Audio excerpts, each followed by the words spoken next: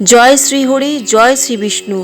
পরম করুণাময় ভগবান শ্রীহরির শ্রী চরণে কোটি কোটি প্রণাম জানিয়ে আজ আমরা শ্রবণ করব শ্রাবণ মাসের কৃষ্ণপক্ষের পবিত্র কামিকা একাদশী ব্রতকথা।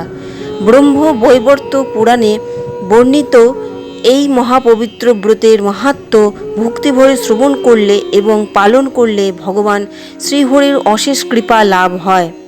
আসুন ভক্তিভরে মন একাগ্র করে শুরু করি আজকের পবিত্র কামিকা একাদশী ব্রতকথা। এই ব্রতের মাহাত্ম্য বর্ণিত হয়েছে ব্রহ্ম বৈবর্ত পুরাণে যুধিষ্ঠির ও ভগবান শ্রীকৃষ্ণের পবিত্র সংলাপে। একদা ধর্মরাজ যুধিষ্ঠির ভগবান শ্রীকৃষ্ণকে বিনীতভাবে জিজ্ঞাসা করলেন, হে গোবিন্দ, হে বাসুদেব, শ্রাবণ মাসের কৃষ্ণপক্ষের একাদশীর নাম কি? এই ব্রতের মাহাত্ম্য, পূজার বিধি এবং এর ফল কি? অনুগ্রহ করে আমাকে বিস্তারিতভাবে বলুন। ভক্তবৎসল শ্রীকৃষ্ণ বললেন, হে রাজন, একসময় দেবঋষি নারদও প্রজাপতি ব্রহ্মাকে ঠিক এই প্রশ্নই করেছিলেন। ব্রহ্মাজি উত্তর দিয়েছিলেন, আজ আমি সে কথাই তোমাকে শোনাবো, মনোযোগ দিয়ে শ্রবণ করো। ভগবান শ্রীকৃষ্ণ বলতে লাগলেন, একসময় দেবঋষি নারদ ব্রহ্মার কাছে গিয়ে বললেন, হে প্রভু, শ্রাবণ মাসের কৃষ্ণপক্ষীয় একাদশীর নাম কি? এর আরাধ্য দেবতা কে? কিভাবে এই ব্রত পালন করতে হয় এবং এই ব্রত পালন করলে কি পুণ্য লাভ হয়? দয়া করে আমাকে বিস্তারিত বলুন। নারদের প্রশ্ন শুনে প্রজাপতি ব্রহ্মা অত্যন্ত সন্তুষ্ট হয়ে বললেন, হে বৎস নারদ, জগতের সকল জীবের কল্যাণের জন্য আমি তোমাকে এই মহান ব্রতের মাহাত্ম্য বলছি, মন দিয়ে শ্রবণ করো। শ্রাবণ মাসের কৃষ্ণপক্ষের এই একাদশী কামিকা একাদশী নামে সমগ্র জগতে প্রসিদ্ধ। এই একাদশীর মাহাত্ম্য শ্রবণ করলেই বাজপেয় যজ্ঞের সমান পুণ্য লাভ হয়, আর এই দিনে ভগবান শ্রীহরির ভক্তিভরে পূজা করলে অপরিমেয় পুণ্য অর্জিত হয়। গঙ্গা, গোদাবরী, কাশী, পুষ্করিণী সহ অসংখ্য পবিত্র তীর্থ দর্শনের যে ফল ভগবান শ্রীকৃষ্ণের ভক্তিভরে পূজার মাধ্যমে তারও বহুগুণ অধিক পুণ্য লাভ হয়। পৃথিবী দান, অসংখ্য দুগ্ধবতী গাভী দান কিংবা মহাদেবের যে ফল, এই একাদশী ব্রত যথাযথভাবে পালন করলে অনায়াসে সেই পুণ্য লাভ করা যায়। যারা পাপের সাগরে নিমজ্জিত তাদের উদ্ধারের জন্য কামিকা একাদশী এক সহজ ও মহাপবিত্র পথ। এই ব্রতের মতো পাপনাশক ব্রত জগতে খুবই বিরল।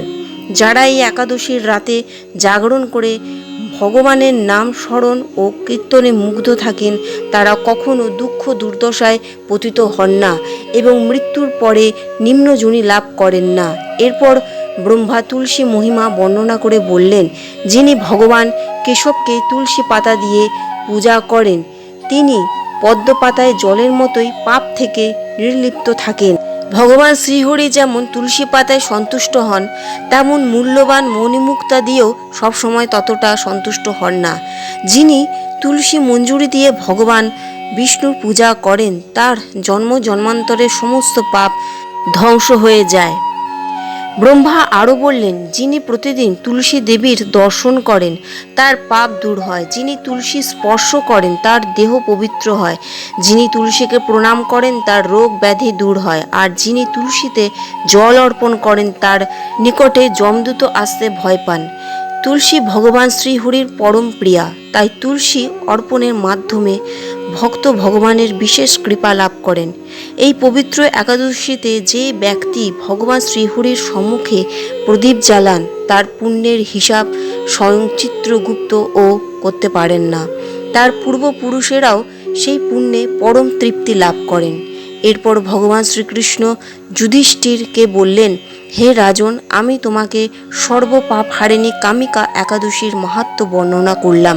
যে ব্যক্তি ভক্তিভরে এই ব্রত পালন করবে এবং এই ব্রত শ্রদ্ধার সঙ্গে পাঠ বা শ্রবণ করবে, সে ব্রহ্ম হত্যা, ভ্রূণ হত্যা সহ মহাপাপ থেকেও মুক্তি লাভ করবে এবং পরিশেষে ভগবান বিষ্ণুর পরম ধাম বৈকুণ্ঠে গমন করবে।